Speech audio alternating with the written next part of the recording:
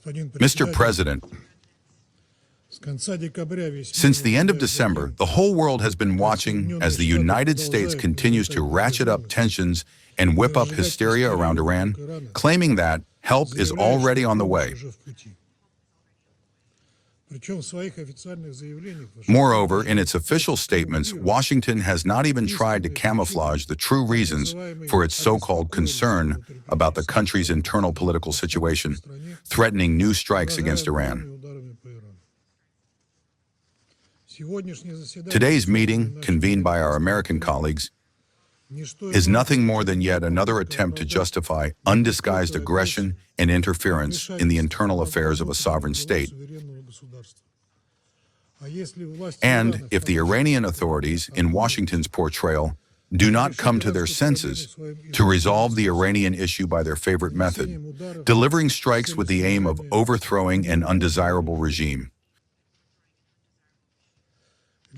For the sake of persuasiveness and to substantiate their actions, they have also invited today's briefers, who have been living in the United States for about 20 years and are working off an anti-Iran agenda in Washington's interests. These so-called briefers cannot speak on behalf of the Iranian people.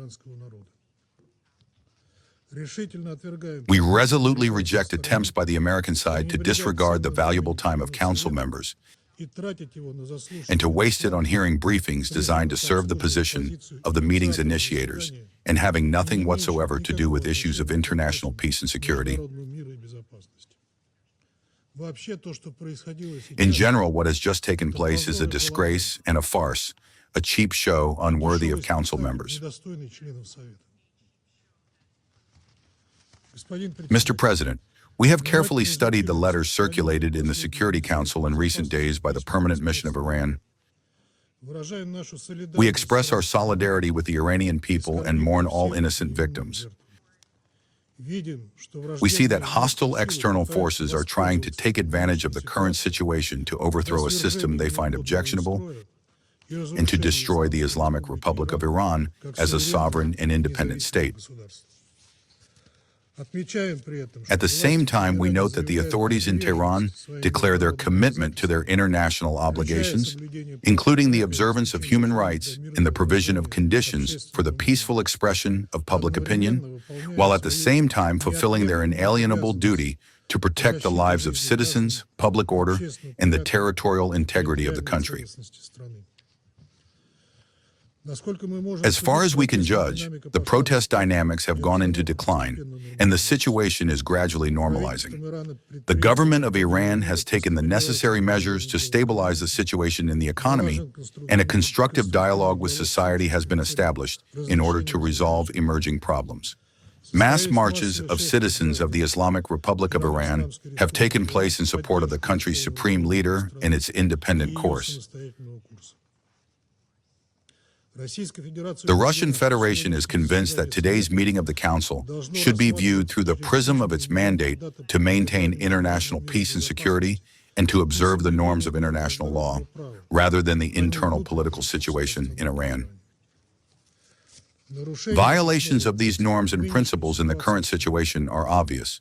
Among them is the extremely dangerous and irresponsible rhetoric voiced in recent days by the leadership of the United States, up to and including direct calls to seize state institutions in Iran and threats to provide assistance to protesters.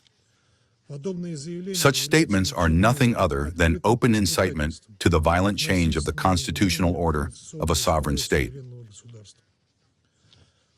They constitute a gross violation of paragraphs 4 and 7 of Article 2 of the UN Charter, which enshrine the prohibition of the threat or use of force and the principle of non-interference in the internal affairs of states.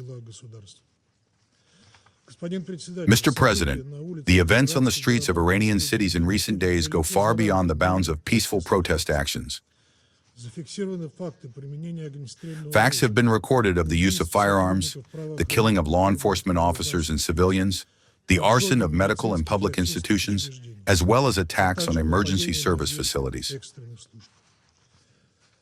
These actions cannot be covered by the screen of freedom of expression of public opinion or the protection of human rights. What is happening in Iran is yet another example of the use of tried and tested methods of color revolutions, in which specially trained armed provocateurs turn peaceful protest into senseless outrages, pogroms, destruction of public property, brutal killings of law enforcement officers, state security personnel, and peaceful demonstrators, including children. As we have already seen more than once in the case of a whole number of states, all these actions are carried out on the instructions of, or with the support of, external forces interested in so-called regime change.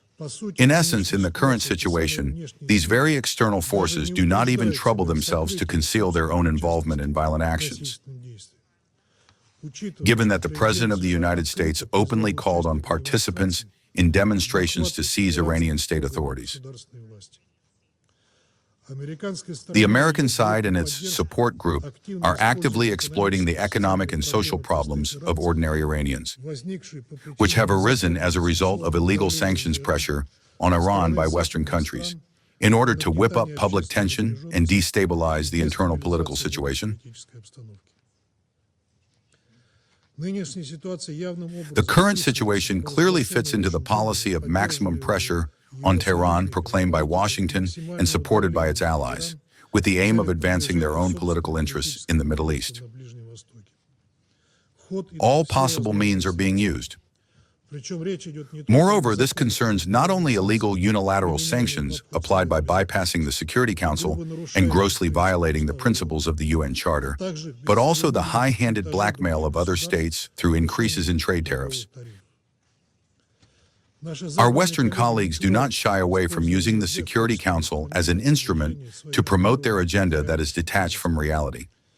The most striking example is the desire of the United Kingdom, France, and Germany to create the illusion of restoring the Council's anti-Iran resolutions through the supposedly activated snapback mechanism provided for by Security Council Resolution 2231.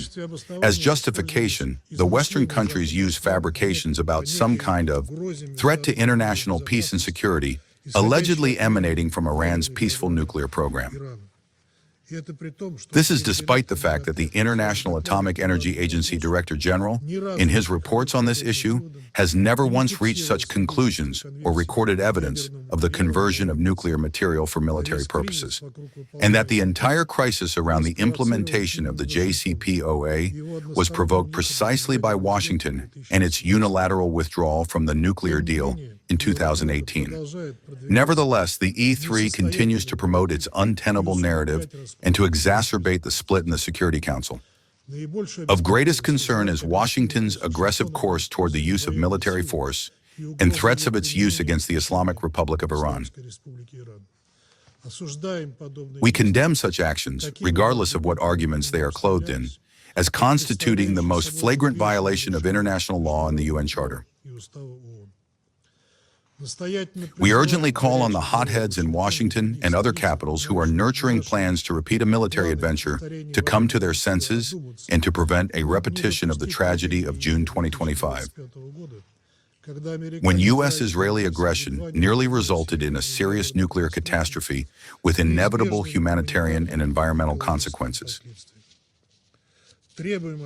We demand that the United States and its like-minded partners abandon yet another set of reckless decisions and steps, including with regard to nuclear facilities. Instead, efforts should be focused on ensuring firm guarantees of a refusal to continue confrontation and on resuming a joint search for possible ways out, including for the purpose of eliminating prejudices regarding Iran's peaceful nuclear program based on international law and a balance of the interests of all concerned parties. Our country is ready to contribute to this in every possible way. Mr. President, the Russian Federation resolutely condemns any forms of external interference, incitement to violence, and threats of the use of force against our friendly Iran. We call on the initiator of today's meeting to stop playing the role of a global judge and to put an end to its escalatory actions. Your actions may further plunge the region into bloody chaos that risks spilling beyond its borders. We address our colleagues on the Council and all UN member states separately. We urge you to prevent a new large-scale escalation and not to allow the use of the Security Council platform to justify unlawful scenarios of changing undesirable regimes. Instead of spreading accusations and attaching labels to the legitimate authorities of a sovereign state. Thank you.